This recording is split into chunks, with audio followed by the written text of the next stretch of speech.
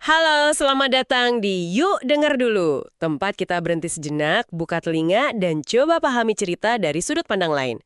Kadang yang kita butuhkan bukan jawaban, tapi waktu untuk Yuk Dengar Dulu.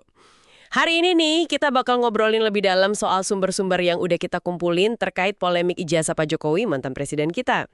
Ada beberapa laporan berita sama analisis, lumayan lengkap lah. Jadi misi kita kali ini simpel aja. Kita mau pilah-pilah fakta penting dari investigasi polisi, terus lihat reaksi orang-orang gimana, sama pertanyaan apa aja sih yang kayak ini masih gantung. Tapi ingat ya, kita cuma bahas berdasarkan info yang ada di depan kita aja nih. Oke, yuk kita mulai bedah. Nah, kalau dilihat dari sumber ini, kayaknya ada dua jalur hukum yang jalan barengan ya. Yang pertama itu, laporan dari Pak Jokowi sendiri ke Polda Metro. Iya bener. Itu akhir April 2025 ya, soal dugaan pencemaran nama baik. Gitu deh yang rame di medsos soal ijazah palsu.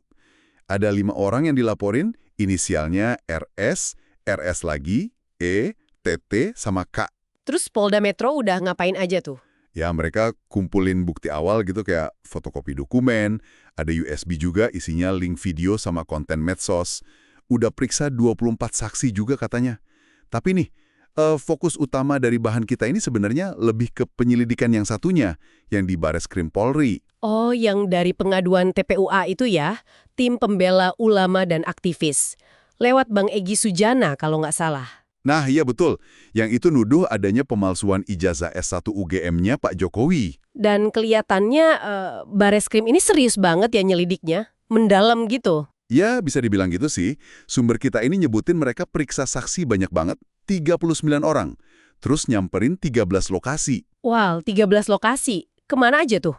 Macam-macam. Mulai dari SMA 6 Surakarta, itu kan sekolahnya dulu namanya SMPP, terus ke Fakultas Kehutanan UGM pastinya, ke bagian arsip-arsip, KPU, sampai kementerian terkait juga didatengin. Dokumennya juga banyak banget yang diteliti. Ada STTB, SMA-nya, nomornya 26916, bukti daftar UGM tahun 80. Sampai bukti daftarnya. Iya, termasuk iklan pendaftaran di Koran Kedaulatan Rakyat sama Bernas zaman itu juga dicek. Terus kartu hasil studi, bukti bayar SPP, dokumen KKN, wah pokoknya lengkap deh. Sampai skripsinya juga dilihat. Skripsinya? Judulnya apa tuh kalau boleh tahu? Ada disebutin di sini, judulnya Studi tentang Konsumsi Kayu Lapis pada Pemakaian Akhir di Kota Madya Surakarta. Spesifik banget ya. Haha, ya juga ya. Nah, terus ini nih bagian pentingnya. Soal skripsi sama ijazahnya sendiri gimana? Kan itu intinya. Apa kata lab forensik? Nah, ini dia temuan utamanya. Puslab for Polri, Pusat Laboratorium Forensik itu, mereka ngelakuin uji lab.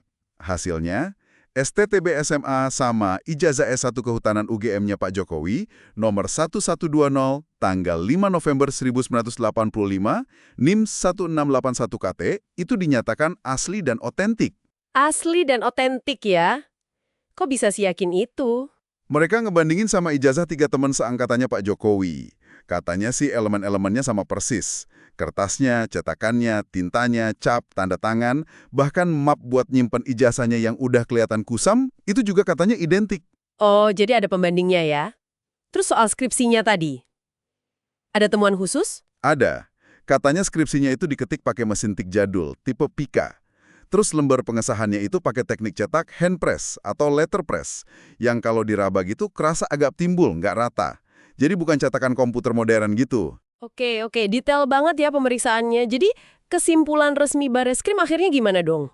Ya, setelah semua pemeriksaan dan bukti itu, Bareskrim ngadain gelar perkara. Hasilnya, mereka mutusin buat menghentikan penyelidikan atas pengaduan TPUA tadi. Dihentikan, alasannya apa? Alasannya, karena tidak ditemukan adanya peristiwa pidana pemalsuan ijazah itu. Jadi, menurut Bareskrim, nggak ada kejahatan pemalsuan di situ. Keputusan ini katanya buat ngasih kepastian hukum. Keputusan yang cukup clear ya dari Bareskrim. Tapi ya namanya isu panas, pasti reaksinya macam-macam dong. Gimana tuh responsnya? Ya jelas, dari kubu pendukung, kayak PSI gitu misalnya, ya mereka lega lah, berharap ini udahan gitu, kegaduhan dan irasionalitasnya. Tapi dari pihak yang ragu, kayak Roy Suryo atau pengacaranya TPUA itu. Nah, kalau dari mereka, ya masih tetap sanksi. Kayak Roy Suryo sama pengacara Muhammad Taufik itu, mereka masih mempertanyakan keasliannya. Poin utamanya nih, menurut sumber-sumber ini, ijazah asli fisiknya Pak Jokowi itu nggak pernah ditunjukin secara utuh ke publik pas Bareskrim konferensi pers. Oh, jadi bukti fisiknya nggak diliatin langsung gitu ya? Iya, itu yang jadi pertanyaan mereka. Terus mereka juga anggap hasil lab 4 itu belum final, sama mempertanyakan soal transparansi sampel pembandingnya, yang 3 ijazah temannya itu. Si pengacara Taufik juga nambahin kalau gugatan perdata mereka di PN Solo yang nyangkut dokumen pendidikan lain, itu masih jalan terus. Jadi selain soal bukti fisik, ada juga kritik ke proses hukumnya sendiri ya berarti? Betul. Ada tuh peneliti kepolisian namanya Bambang Rukminto dari ISS, itu lembaga studi keamanan. Dia nyorotin soal Bareskrim pakai mekanisme SP2 Lit. SP2 Lit. Apaan tuh? Surat Penghentian Penyelidikan. Nah, menurut Pak Bambang ini, SP2 Lit itu nggak diatur di KUHP jika, cuma ada di surat edaran Kapolri. Jadi menurut dia, ini rentan disalahgunain, terus kurang akuntabel juga.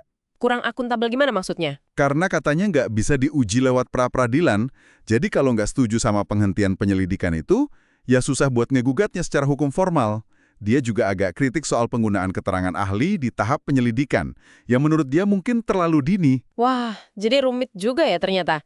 Di satu sisi, Bareskrim udah bilang clear, ijazah asli, nggak ada pidana, investigasinya detail banget, pakai forensik segala. Ya, temuannya konkret banget. Tapi di sisi lain masih ada yang ragu karena ijazah fisiknya nggak diliatin utuh, gugatan perdata jalan terus, plus ada kritik soal prosedur hukum yang dipakai Bareskrim. Ini jadi kayak cerminan ya, gimana susahnya verifikasi info di zaman sekarang, terus gimana institusi nanggepin tuduhan publik, sama pentingnya transparansi proses hukum itu sendiri.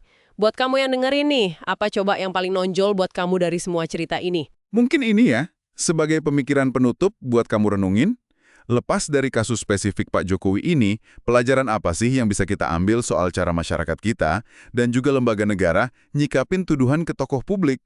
Apalagi kalau udah ada kesimpulan penyelidikan resmi, tapi kok ya masih ada aja keraguan di masyarakat atau pertanyaan soal prosedurnya. Gimana tuh baiknya?